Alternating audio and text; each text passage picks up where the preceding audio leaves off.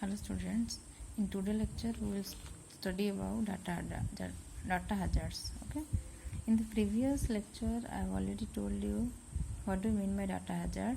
Okay, so a data hazard is any condition in which either the source or the destination operands of an instruction are not available at the time expected in the pipeline.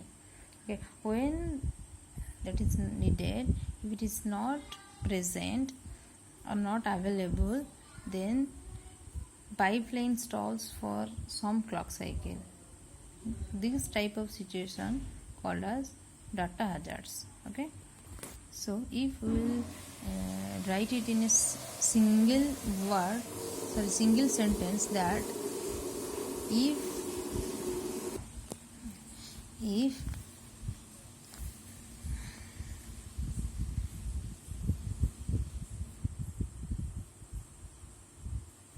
pipeline is stalled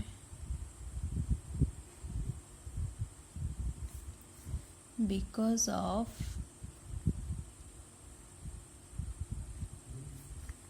data to be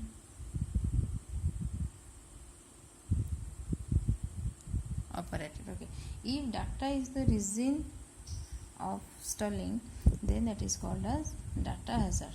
Okay. Let's consider a situation that in a program which contains two instructions, I1 and I2. Okay, example, okay, instruction I1 and instruction I2. Okay. So when this program is executed in a pipeline, the execution of I2 can begin before the execution I1 is completed. This means what? That the results generated by I1 may not be available for use by I2. That means I2 is not dependent on I1, or the execution of I2 is not dependent on the output of the I1. If this is the situation, then we can complete the execution I2 before I1. Okay, so we have to ensure about that the results obtained when instructions are executed in a pipeline, if these will executed in a pipeline, then processor are identical to those obtained when the same instructions are executed sequentially. Okay, so the potential for obtaining incorrect results when operation are performed concurrently can be done. Okay, that means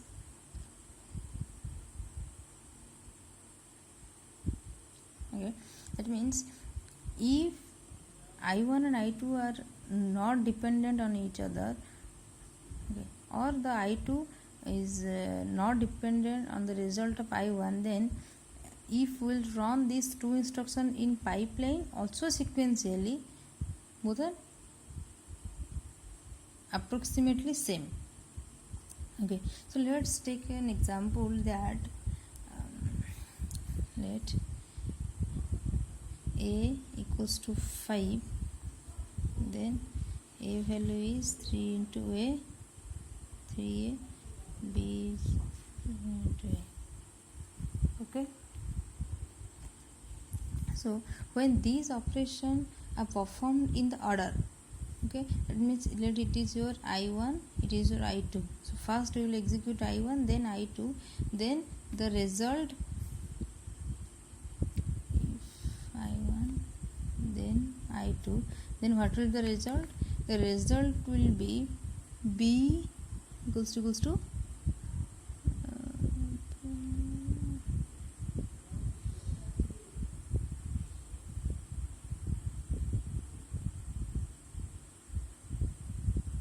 32. Okay, sorry for the mistake, it is 3 plus A and it is 4 into A. Okay, so if these two instructions will be performed in the order given, then the result will be b equals to 32. Okay. But if they are performed concurrently, that means I1 and I2 both are run simultaneously, then the value of a is used in computing b would be the original value of a. Okay, as when this instruction will be executed, then a value will be your a equals to what, 8. Okay, then for b a value equals to 8. Okay, so b will calculate its value by taking the value of a as 8, not as 5. But if we will run these two instructions concurrently or at a time, then b will take the value of a as 5. Okay, so it will leading to an incorrect result. So in this case, if these two operations are performed by instructions in a program, then the instructions must be executed one after the another. If we will write the instruction in a program, then it will be one after another, because the data used in the second instruction depend on the result of the first instruction. Okay, it means I2 depends on the result of I1. Okay, so let's take another example, that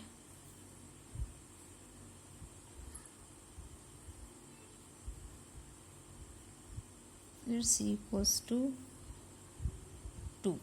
Okay, so if these are the instructions, then this instruction can be performed concurrently, because these two are independent. Okay, so when dependency occur, that time what will do, the data hazard is a problem. Okay. So let's take an example, or let's implement this in a pipelining example, that this one.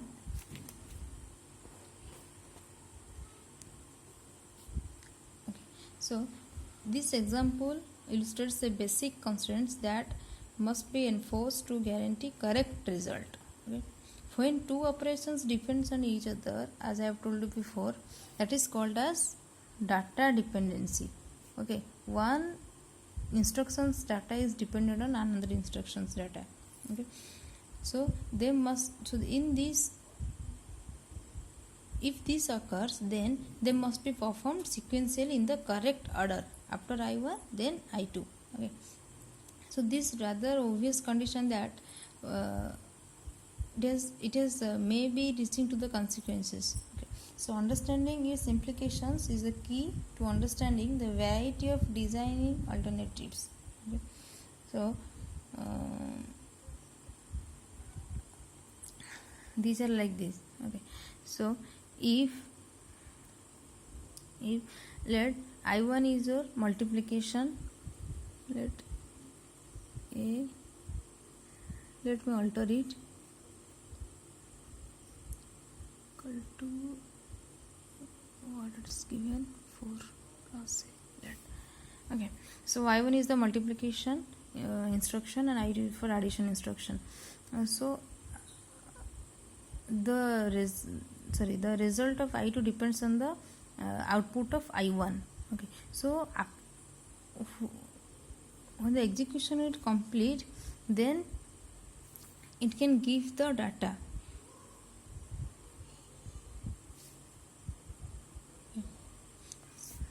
Let's implement it in assembly level language. Multiple R2, R3, R4, add R5, R4, R6. Okay, implement it in assembly language code. Okay, so it will gives rise to your data dependency. the result of multiply instruction is placed into R4. Okay, this result will be placed, then which in turn is one of source operand in the second instruction, add instruction. So assume that the multiply operation takes 1 clock cycle to complete. Okay, this 1 clock cycle to complete, then okay 1 clock cycle to complete its execution, like this. Okay. So as the decode units decodes the add instruction in cycle 3, this cycle 3, it realizes that R4 is used as a source operand. Okay, so when it will decode it, then what it will do, it has to decode every source operands, but here R4 is a source operand which is the result of this multiple instruction, the multiplication instruction. Then hence this I2 execution will be stopped, or this step D will be stopped until the W step of the multiply instruction has been completed. Okay, it will be stopped till this. So completion of step D2, they must be delayed up to the clock cycle 5. Okay, and is shown as step D2A. Okay, so instruction is faced in cycle 3. Okay, but its decoding must be delayed because step F3, but its